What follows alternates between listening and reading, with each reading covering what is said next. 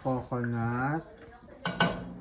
Ayan, so hinahalo na namin yung glutinous rice flour, bilo-bilo para sa ginatan. So ayan, nagbibilog na ng bilo-bilo. Ayan. Okay, So ganyan kalalaki. yep. So ayan guys, nabilog ko na yung glutinous rice. Nilagay na namin yung tapioca, sago. Pakukuluan yan.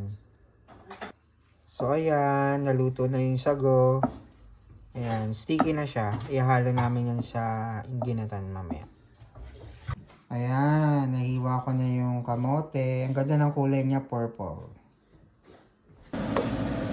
Mahina lang ang apoy guys. Nilagay ko na yung langka, sago, gabi, kasaba.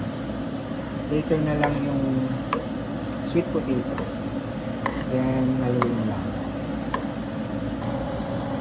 Ito na.